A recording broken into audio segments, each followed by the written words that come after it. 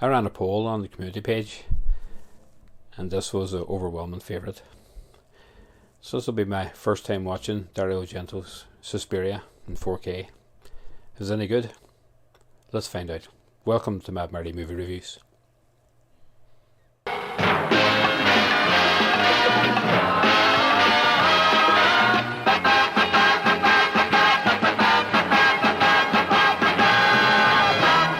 First, a little shout out to a few channels who heavily recommend this film. You have John Perry at Mondo Chelovic Movies, you have Sam at Sammy G's World of Cinema, and Stuart at Stuart George Home Movies. All three of their sites will be in the description. Please check them out, they're fantastic sites and lovely fellas. And before I give my ideas on the film, here's my wife's short review. Well, there's 1.5 hours of my life I'll never see again. First, a little bit about the origins of this film. Now, Dario Argento had kind of garnered a lot of praise for his giallo movies, especially with birds with a crystal plumage and deep red.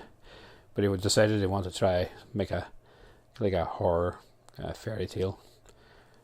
So he said that he got the idea from when he was travelling around Europe, where they found, as they called, the magic triangle, where you have France, Switzerland and Germany meet.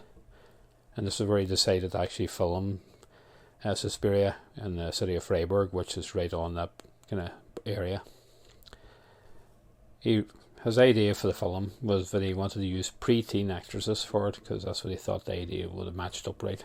But of course producers decided that wouldn't happen. As he says, people wouldn't really enjoy watching young girls being stalked and murdered in such violent ways. So he decided, he hired late teens and early 20s actresses, but he made sure they were slim with big eyes so they'd look younger. He didn't change the script at all, as you can see from a small part. Letter S are the names of snakes. He also used set designers to kind of play around, so they raised the height of the doorknobs and the ceilings of the buildings, so to make them look actresses for even smaller.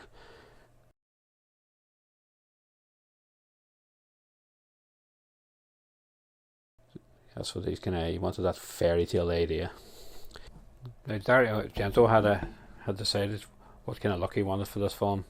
He got inspired by Walt Disney's Snow White and the Seven Dwarfs, with its bright use of colours, and he decided he wanted to use the same vibrant primary colours of yellow, blue and especially red.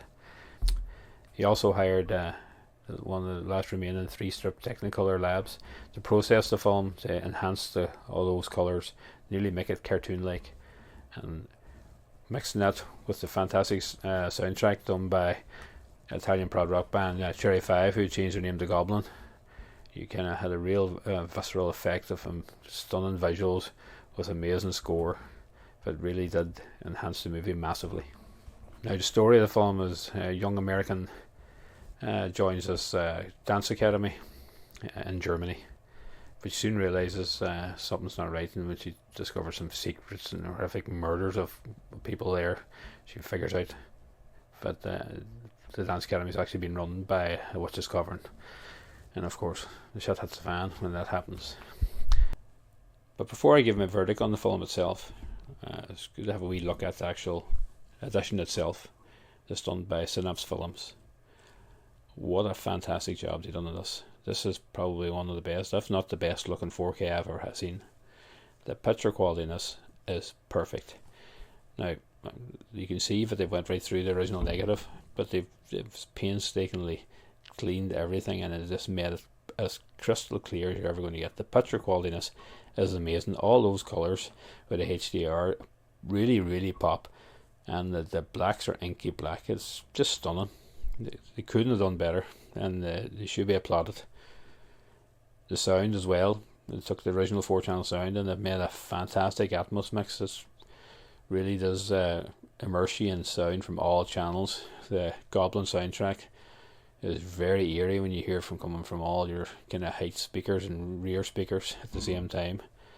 It's just enhanced already a fantastic looking film. Now you have a fantastic sounding film. And Synapse Films should be applauded for how good they've done. This is probably the best remaster I've ever seen. And for a 1977 film, it's shocking what they've done with it. So now on to my verdict. What is my verdict of this film? I like this film a lot. This film was very enjoyable. Now, I didn't love it though. It just didn't get me that way. It was too much style over substance. Now, if you're going to have style, this is as good as it's going to get. As you say, the picture and sound in this is fantastic, and the way it was shot was brilliant. Maybe on repeat viewings, I might grow more to love this film. But at the minute, it's just I like it a lot. But I'm glad I have the edition. This Synapse Film edition is highly recommended. Everybody should have it because it is a classic movie to have. Everyone might have their own choices on what they think of it, but that's what I thought of it myself. A lot better than the wife. As you see, she wasn't happy.